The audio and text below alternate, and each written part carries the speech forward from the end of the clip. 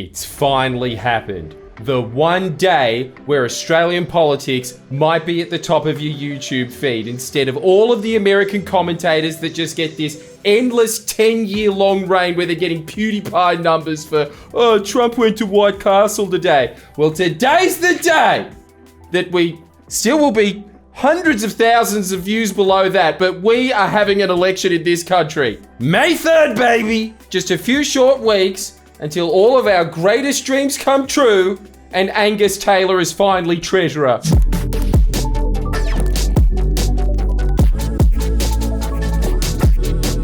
Jesus Christ, that guy. You'd think that Dutton's biggest enemy in the election is going to be Albanese. I honestly think it's fucking Angus. Have you seen the shit that he said recently? What it's going to cost Australia to build nuclear power plants. 44% less than the alternative. Which is what? And this is the crucial point. Around, you know those numbers, they were put out by Labor, around $600 billion. What's your plant cost? So 44% less. That the alternative we've put forward, which we've modelled, we've put out those costings. So what is the cost? 44% lower cost. Can you tell us the dollars? What's the, so people can understand what the cost is. Well, 44% less. Labor's $600 billion in total for the system through to 2050, so and our 44% less $60 billion. than that. That's the one policy they've got coming into this election.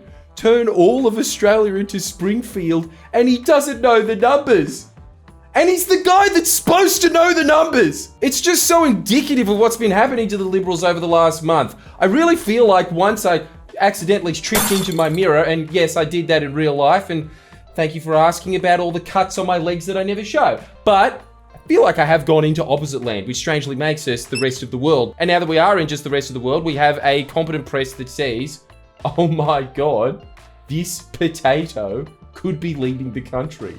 And he doesn't seem to have any ideas that aren't from Gina Rinehart's Twitter feed. I mean, you know me, I've never given the press slack for anything ever, and really don't like doing so right now, but they really are sticking it to Dutton. They love the leaks, and I'm loving it too. And I'm loving that for the first time in my living memory, it seems like the Labor Party hasn't stepped a single foot wrong, and Dutton just keeps tripping over his own incompetence over and over again. You had him recently freaking out to his staffers, "Could you please stop leaking everything I do?" That's not a good sign.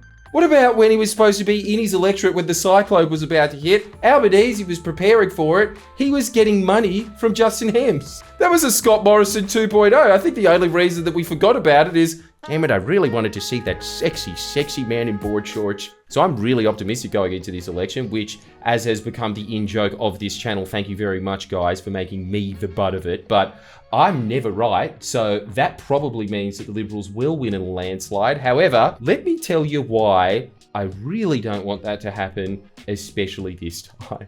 Yeah, I mean, even this move, right? What a stroke of genius.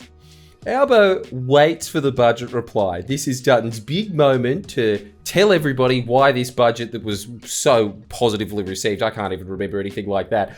He is supposed to sit there and explain to the country why that sucks, why it's terrible, try and sell everybody on his grand vision of Australia, which is slightly cheaper petrol before it gets gobbled up in the ever-expanding melee of greed from OPEC. And in that moment, Albo starts leaking to the press that tomorrow he's going to call the election, so all the headlines are like this for the budget reply. Dutton gives opposition's budget reply ahead of May 3rd election. Sucked out all the oxygen and may I just say, sucked in. They have just been running a really competent pre-election campaign. Let's hope they can keep that up for the next few weeks. And the Liberals are just... it reminds me of the 80s. Just a clown show. It's over and over them being asked very basic questions like, can you explain a single policy of yours to me? That it's nuclear power. So anyway, here's what I'm hoping will happen. You're already seeing it play out. First off, you just got to understand that Albanese does have a very good read on the electorate. He understands us as a people, which is that most of us don't know his name. In fact, I was talking to someone who watches this channel frequently. And I said, they're going to call an election soon. And her response was, and I quote, state or federal? That's the average Australian. See, you, because you're very, very intelligent. Have you pressed like yet? You understand what the HAF is. You understand what Future Made in Australia is. Who am I kidding? 20% of you understand what future made in Australia is. The average Australian doesn't know, but they're only going to start paying attention as soon as they start seeing the words election at the gas station while they're filling up for the Bowser. So the whole time when everybody's looking at the polling and saying, oh my God, it's neck and neck, I honestly think that that's because when you ask people on the phone who you're going to vote for next election, they say the only politician that they know, so they sound remotely informed. They don't want to sound like they're not paying attention.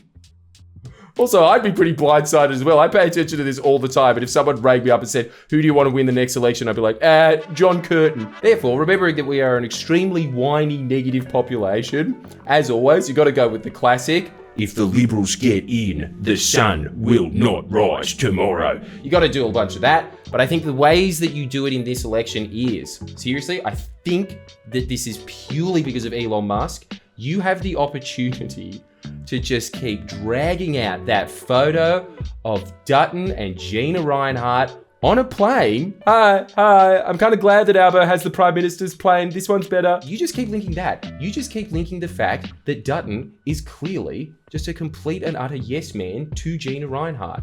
We have our own Trump and Elon Musk, but it's way less impressive and way less charismatic, especially in Elon Musk's case. What a dynamo. So cool with his glasses. I am become meme. Check out Monday's video for that, but God, that would be a good campaign. You have so much material to work with. Trump is doing all the heavy lifting for you. In fact, we'll give you some right now.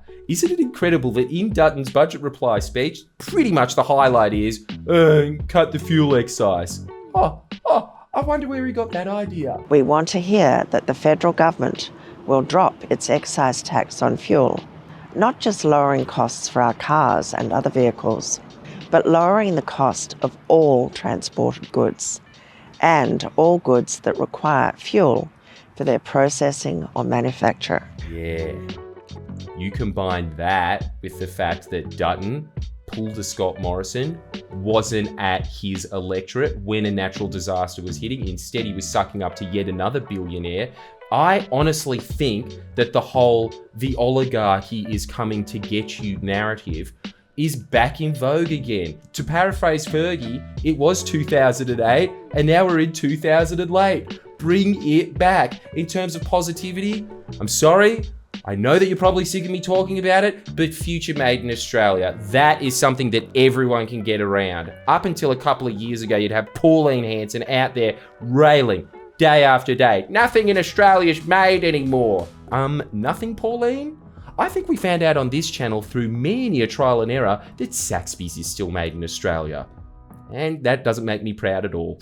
But everybody can get behind the idea of manufacturing back in Australia, high-paying manufacturing jobs, and how good is this? Manufacturing jobs aimed at decarbonising the planet, making us a good Saudi Arabia. That's future made in Australia. No one else is visionary enough to bring that about. If they get another term, they can at least start implanting that into Australia, so it's going to be too impossible to wind back. We saw it in the mining video. Dutton was smart enough to realise, oh my God, I do need to win this election. Otherwise, shock horror, Australia will be more unionised. Oh, perish the thought, Liberal Party. That'd be awful for you. So, if Albo can get in just this one more time, I'm going to say something that I bet you've never heard any political pundit has ever said ever before. This is the most important election of your lifetime. And as such, I think that you should probably get some merchandise to commemorate this extremely memorable moment of your life that definitely hasn't been done before and definitely hasn't been parodied better even in our own country. I mean, make Albo go away. It rhymes and everything. Look, we brainstormed it a long time, but we got to get behind the MAGA hat train. We got to get some of that sweet, sweet merch. Check this out. Let me know in the comments if you've got something better, and we won't do anything about it because this is what we're going with. Make Dutton opposition leader again. Bam! We spent all night thinking about that, and that was the best that we had. But I actually like it. It grows on you, don't you think? It's kind of funny. It's that kind of funny where you could put that on someone's hat as they're handing out how to vote cards on the day, and old women would walk past and be like, yes, I'm voting for him, but yes, I can have a chuckle. Anyway, we got a bunch of big videos coming out. I'm going to Launceston, Katoomba, Sydney and Melbourne, so get your tickets there. I am getting a bunch of messages of people telling me, can you please tell me how to articulate the Labor case to other people? I thought that's what I was doing this whole time, but we'll try again. We'll make it simple for the simpleton, so you got it in your teeny little heads. All the great things that Labor has been doing over the last 3 years, and yes, they have been quiet achievers, but they have been quietly achieving, and it has reached a crescendo.